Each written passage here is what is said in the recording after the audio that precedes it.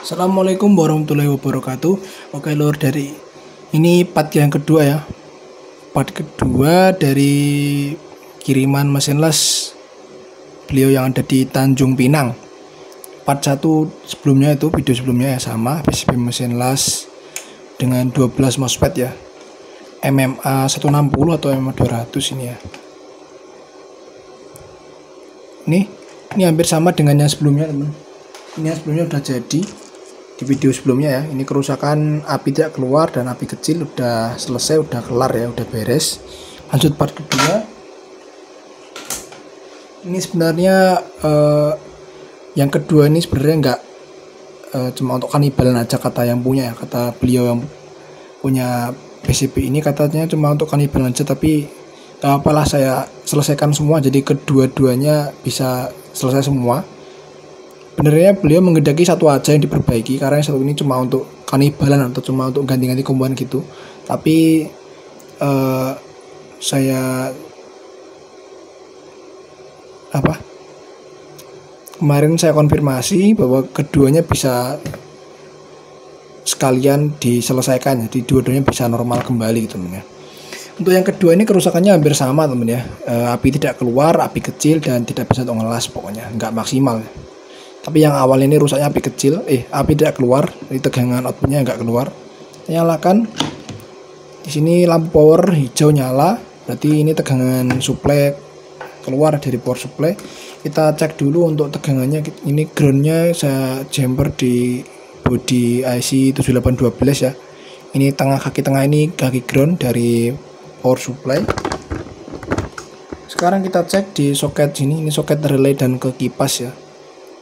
Kita cek positifnya, tegangan terbaca 25,5 volt.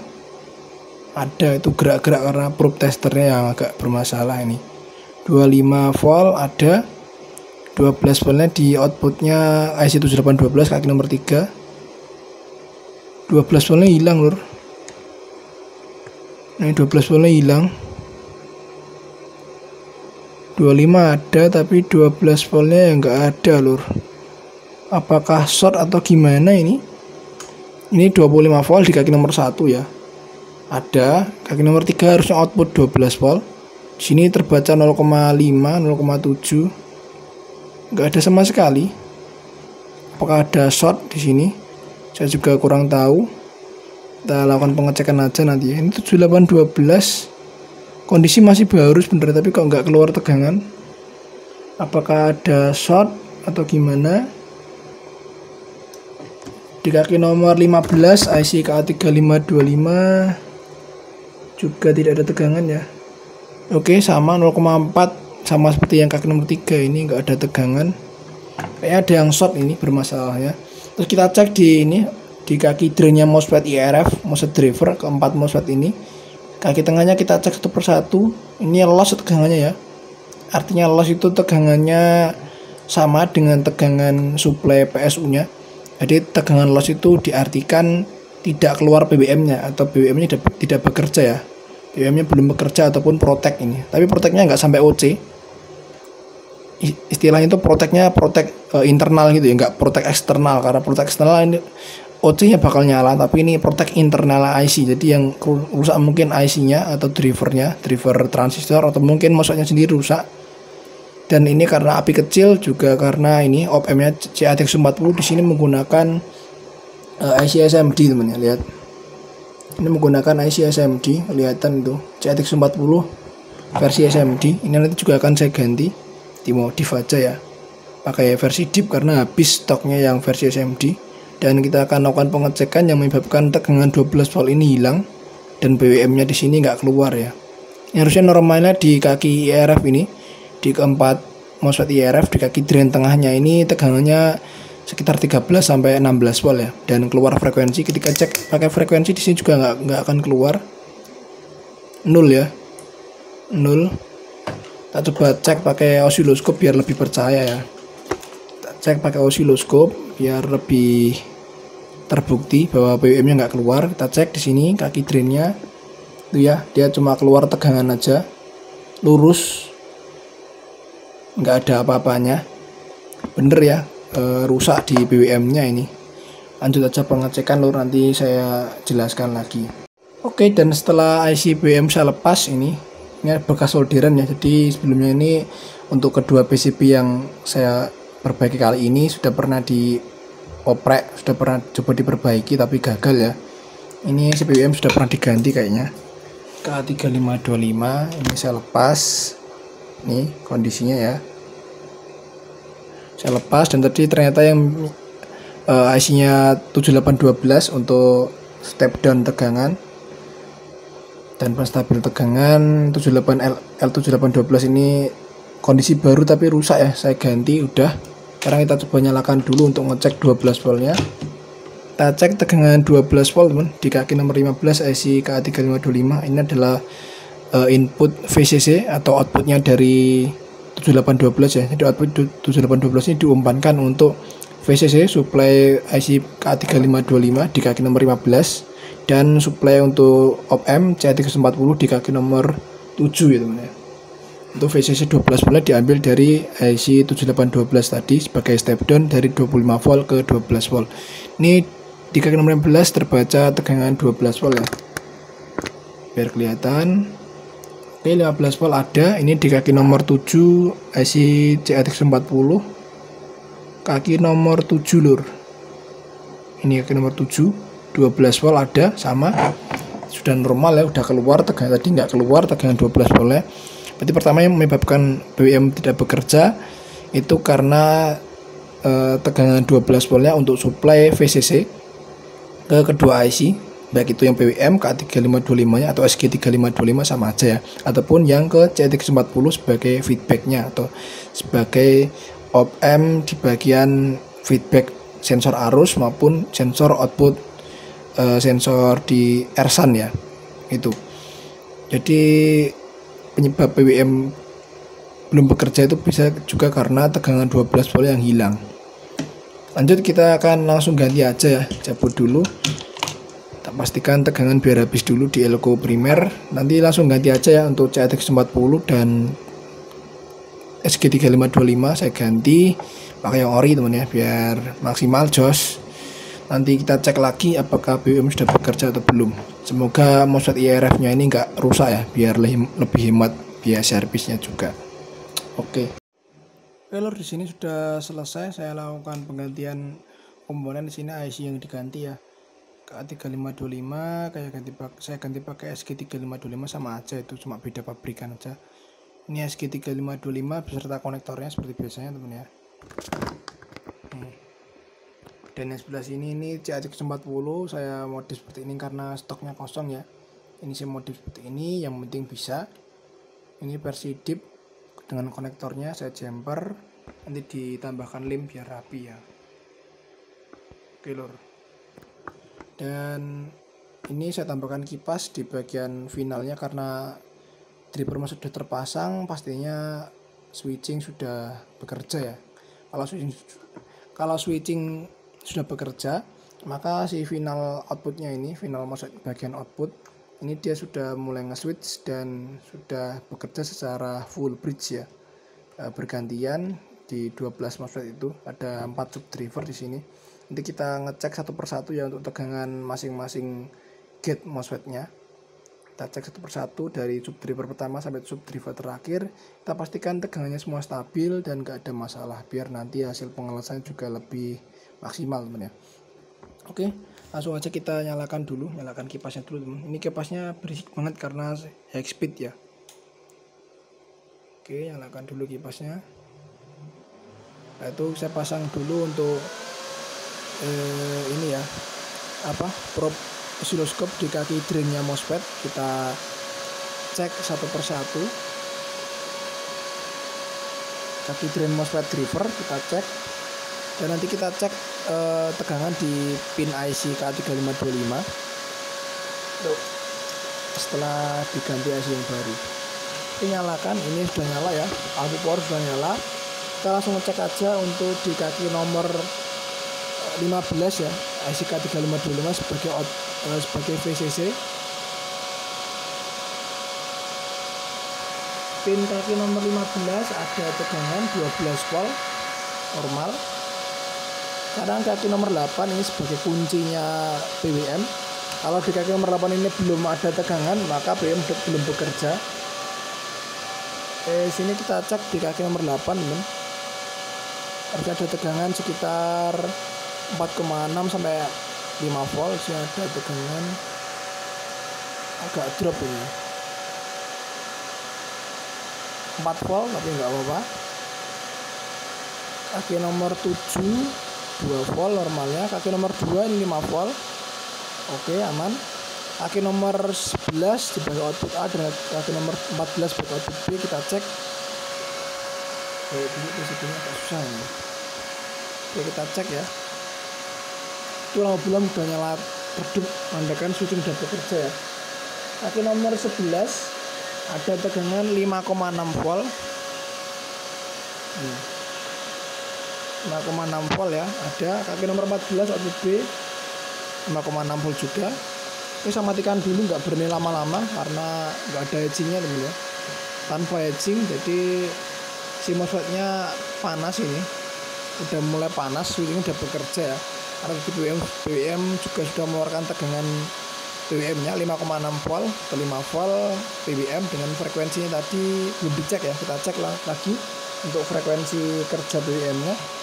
Nyalakan kembali, di situ lampu bulan sudah menyala redup, menandakan switching output final. Final switching outputnya sudah bekerja. MOSFET 12 ini 12 MOSFET ini sudah nge-switch secara full bridge, ditandai dengan beban bulan yang sudah menyala. Maksudnya bulan 100 volt sudah menyala redup, menandakan ada beban yang digunakan untuk bagian switching MOSFET finalnya. Itu arusnya sudah naik ya, karena bulannya sudah nyala.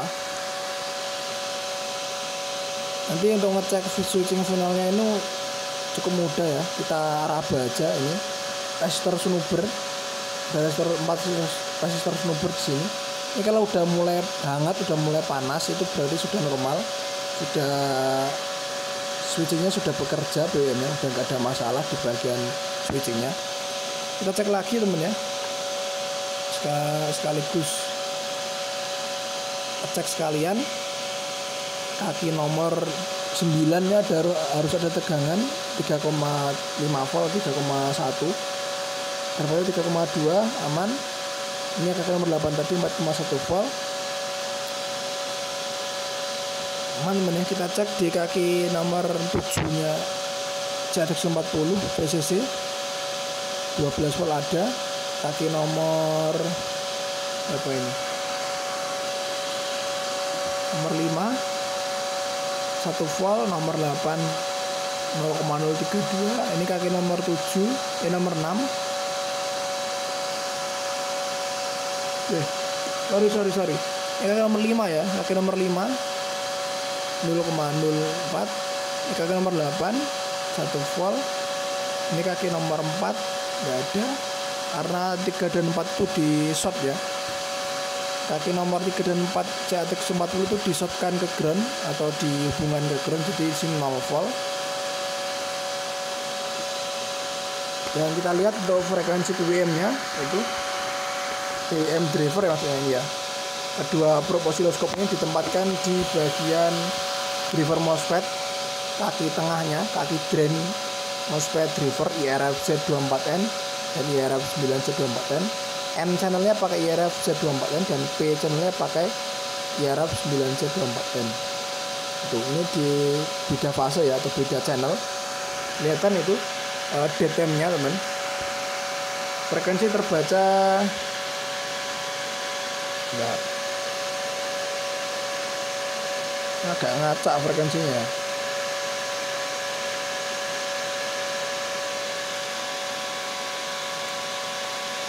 Kita cek frekuensi di sini dulu aja ya. Frekuensinya kita cek di kaki drainnya MOSFET 94,68 kHz dengan duty cycle 58,1% atau 57,9%.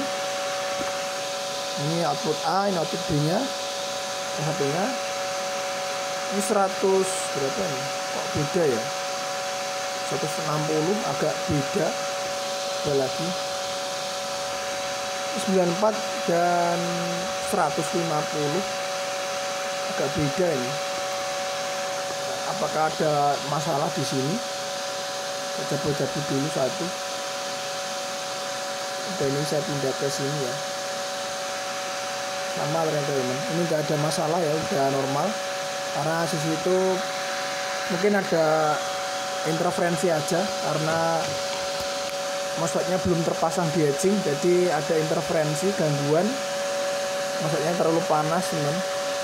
Saya sebenarnya nggak berani lama-lama menyalakan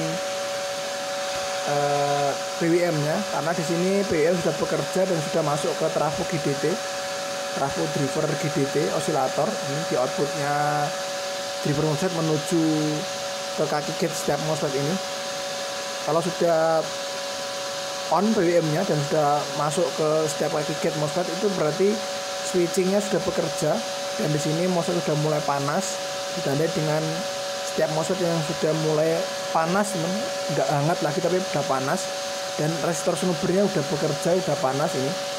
Untuk resistor dan kapasitor peredamnya ini udah normalnya sudah panas ya kalau normal. Kalau resistornya keempat resistor kapur ini dingin, berarti switchingnya belum bekerja. Itu cara ngecek mudahnya teman.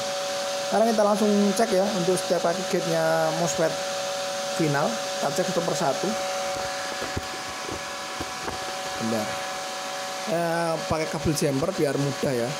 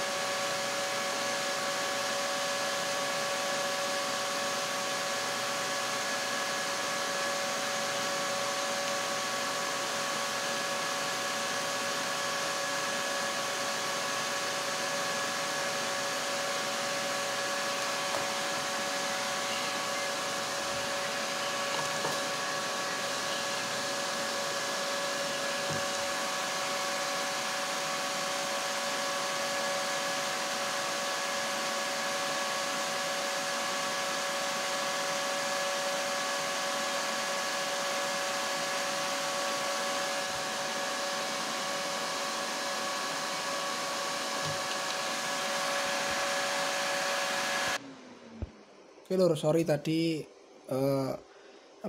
mempersiapkan ini ya. Saya persiapkan untuk pengukurannya di setiap kaki gate. Ini yang ini testernya habis baterai, saya pakai yang ini dulu. Untuk ngecek tegangan gate pakai ini cukup ya. Pakai yang ini tester kecil. Kita nyalakan, nyalakan sebentar terus matikan lagi untuk mindah jumpernya ini multimeter, karena dia juga nggak berani lama-lama untuk menyalakannya ya. Switchingnya sudah bekerja MOSFET finalnya, jadi nggak berani lama-lama tanpa dipasang heatsink. Sudah sering saya jelaskan ya. Kita nyalakan. Oke, sana osiloskop udah nyala, dan di sini tegangan 2,8 ya. Ini untuk tipe tertentu, untuk tipe las tertentu tegangan gate MOSFET-nya itu sekitar 2,7 volt sampai 3 volt ya. Ada yang 4,8, ada yang 5 volt. Tapi seringnya yang 4,8 atau 2,7 atau 2,8 ini. Kalau yang tipe ini mungkin 2,8 ya, karena di sini tegangan 2,8 ini tidak pasti dia drop ya. Belum tentu dia 2,8 itu berpotensi drop tegangan dari 4,8 ke 2,8 itu enggak ya. Jadi kadang-kadang ada tipe mesin las tertentu atau merek tertentu yang tegangan gate MOSFET-nya itu diatur di 2,8. Seperti mesin las sebelumnya dari kiriman Kalimantan itu tegangan gate-nya 2,75 volt, teman.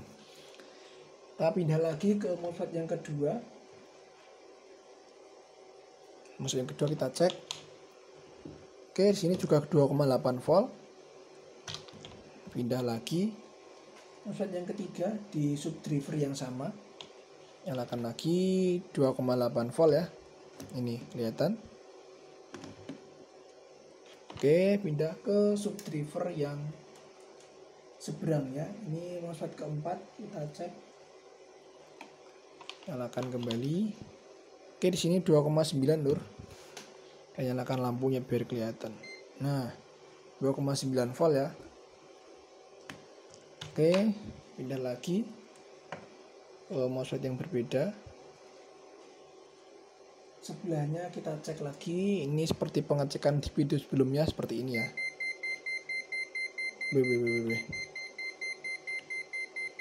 Waduh. Apa ini? Gak kuat lur. Oke, 2,9. Nyalakan lagi coba ya. Oke, 2,9 volt. Udah, sekarang kita pindah lagi ke MOSFET yang paling ujung. MOSFET paling ujung ini 2,9 volt, aman. Ini resistor snubber udah panas banget lur. Saya nggak berani lama-lama. Ini MOSFET-nya juga udah panas ya. Gak wani suwe-suwe. Daripada resiko kan. Oke, kita pindah ke seberang sini ya. Yang sebelah sini kita coba cek juga untuk memastikan semua tegangan gate di kaki MOSFET-nya itu normal semua ya. VGS-nya atau tegangan gate terhadap source-nya itu normal semua. Jadi nanti biar kalau udah dikirim dan sudah sampai ke tujuan, mesin lasnya kondisi PCB ini benar-benar normal ya. Oke, di sini 2,4. Kita pindah ke sebelahnya.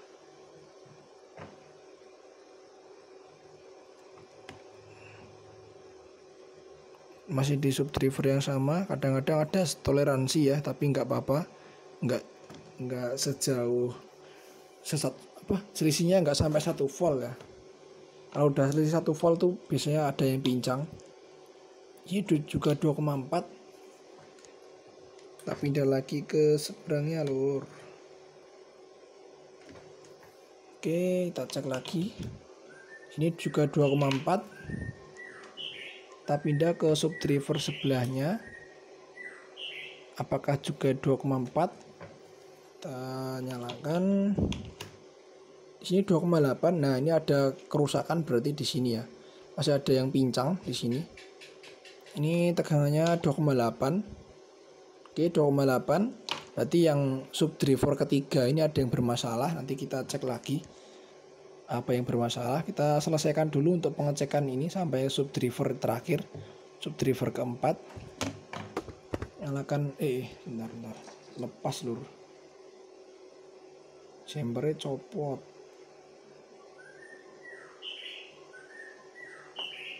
Nyalakan kembali.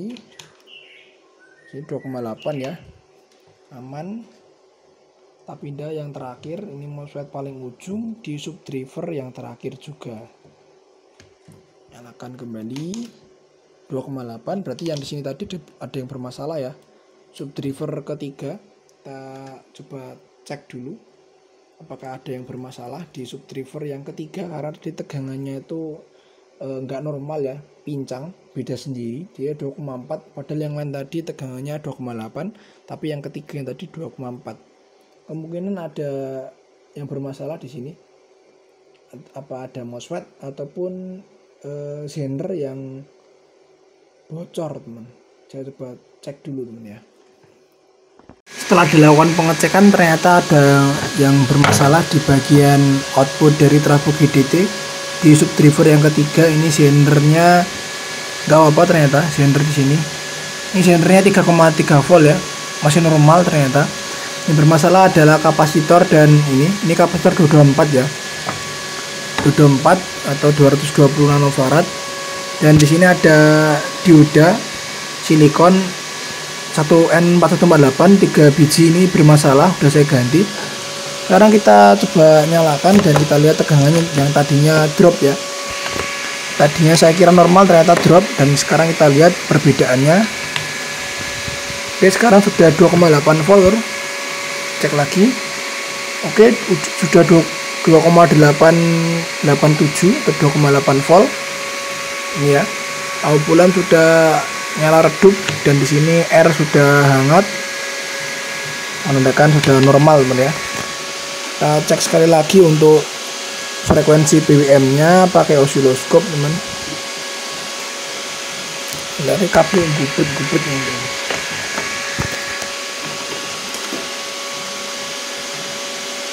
Oke, sekaligus ngecek ya. Oke, frekuensi sudah kembali stabil 94 kHz. Dan tegangan gate MOSFET 2,8 volt aman ya, sudah sip, mantep.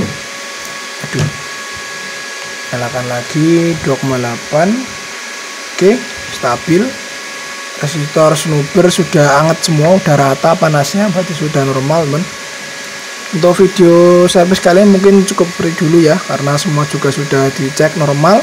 Dan permasalahan di output GDT, terutama di tadi ya subdriver yang ketiga yang tegangannya ngedrop 2,4, sekarang sudah normal dari 2,8, diakibatkan karena ada dioda silikon 1N4148 yang nilainya agak bocor, dan sekarang sudah normal, siap dikirim ke Tanjung Pinang.